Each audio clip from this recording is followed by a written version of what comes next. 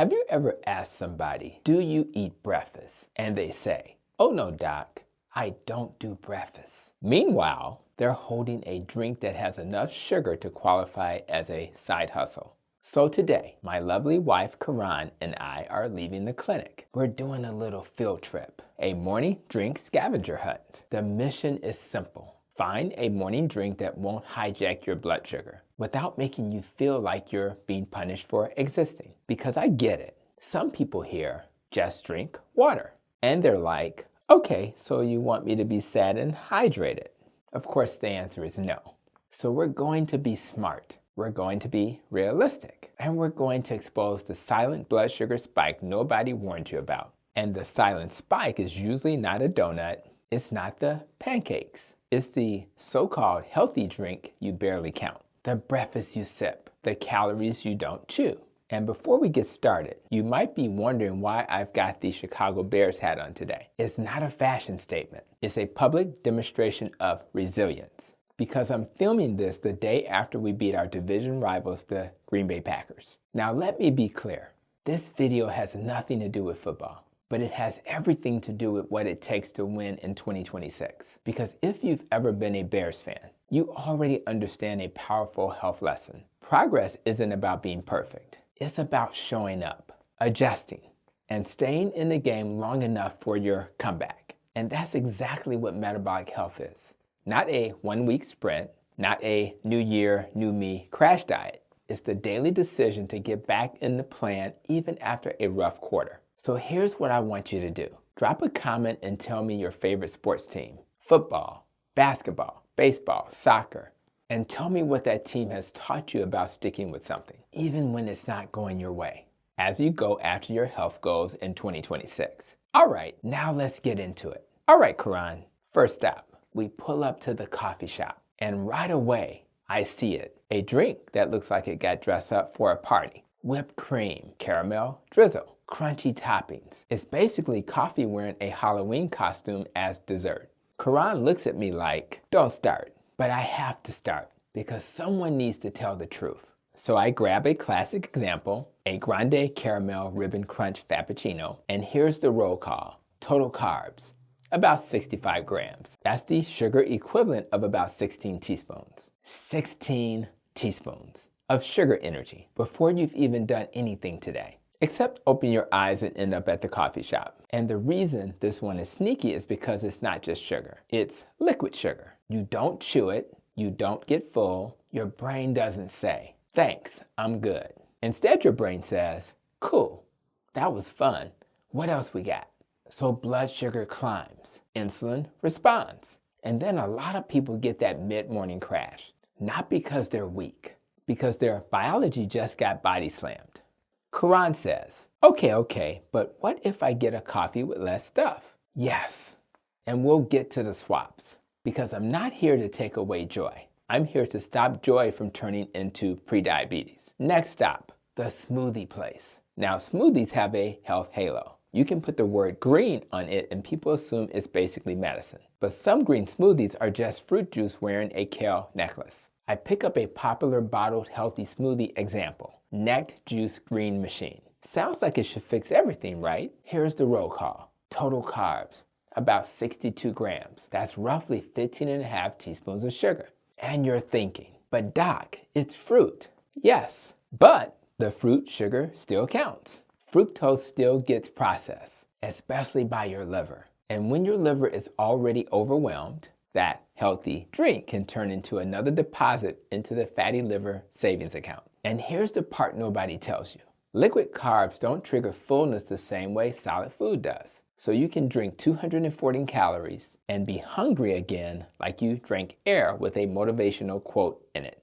Karon laughs and says, so basically, it's a salad pretending to be dessert. Exactly. And it's winning an Oscar. Next stop, the gas station. Because if you've ever said, I don't have time for breakfast, the gas station is where breakfast drinks go to thrive. We walk in and see the usual suspects. Sports drinks, energy drinks, bottled teas, all lined up like they're innocent.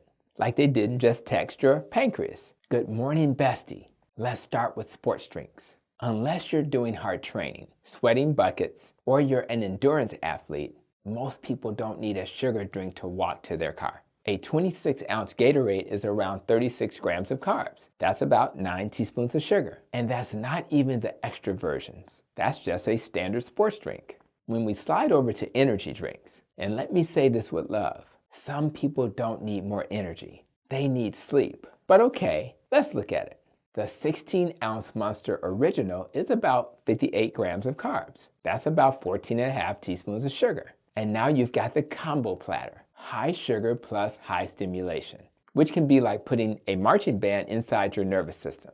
And for some people, that's a fast track to cravings later, because your body doesn't like roller coasters before noon. Karon looks at the can and goes, so this is basically breakfast and anxiety. That's one way to say it. Now we hit the bottled tea aisle. This one makes people mad because tea feels classy. Tea feels calm. Tea feels like you're making good choices. But sweet tea in a bottle, that's usually tea plus a sugar contract. An 18.5-ounce bottle of pure leaf sweet tea is about 42 grams of carbs. That's 10.5 teaspoons of sugar. So if you don't eat breakfast, but you drink sweet tea, you ate breakfast. You just didn't chew it. Then we get to kombucha. Now, I actually like kombucha as a concept. Fermented, bubbly, can be a decent alternative. But not all kombucha is created equal. Some are basically soda wearing yoga pants. A GT Synergy Trilogy bottle is around 12 grams of carbs. That's 3 teaspoons of sugar. Not terrible, but here's the key. Some people drink it like water, and not terrible becomes stacking. A little here, a little there, and suddenly you've had more sugar than you realized, and you're still hungry. So the theme so far is this: the silent spike is rarely one big mistake. It's a bunch of small health halo decisions that add up. And here's the hidden mechanism people miss. In the morning, your body already has a natural rise in hormones like cortisol that can raise glucose even when you haven't eaten. It's called the dawn phenomenon. So if you wake up and your blood sugar is already creeping up naturally, and you pour a liquid sugar bomb on top, you're starting the day with a double spike. And then people wonder why they get hungry at 10:30 a.m., why they feel shaky, why they can't stop snacking. It's not a character flaw, it's chemistry. All right, so what do we do? Because I'm not here to roast your favorite drink and leave you stranded. Here's the rule that changes everything. If you drink something sweet in the morning, treat it like a meal. Count it, own it, and understand what it's doing to your hunger and energy. Now let's give you real swaps that don't taste like punishment. Option 1, coffee, but make it boring in the best way. Black coffee, or coffee with a splash of cream, and no syrup parade. If you need flavor, cinnamon, vanilla extract, a little unsweetened cocoa. Even a pinch of salt can make coffee taste smoother. Option 2, unsweetened tea, hot or iced. Add lemon, or add mint, or flavor it without sugar. Option 3, sparkling water. And here's the fun one. Sparkling water plus electrolytes, but choose an electrolyte that's actually low sugar, because some electrolyte drinks are just sports drinks wearing a lab coat. Option 4, if you love something in the morning, do protein first. Even a small protein for a bite can blunt cravings later, because protein tells your brain we're safe. Sugar tells your brain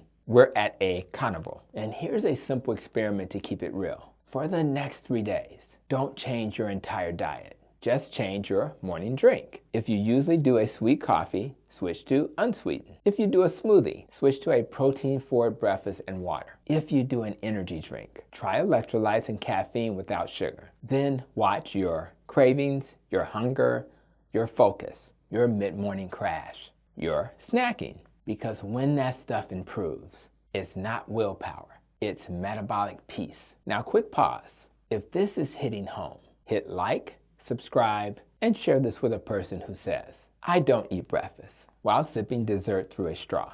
And drop a comment. What's your morning drink? No judgment, just data. Because your body is giving you feedback every day.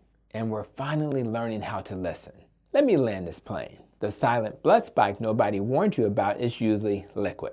It's the healthy drink, the light drink, the I didn't eat breakfast drink, the drink that doesn't feel like food, but acts like food. Your metabolism doesn't get confused by marketing. Your liver doesn't care about the word natural. Insulin doesn't clap for green. Biology only cares about the glucose load. So this year, don't just change what you eat, change what you sip. Because a better morning drink can mean less hunger, less cravings, more stable energy, better fat burning, and fewer mystery stalls in your progress.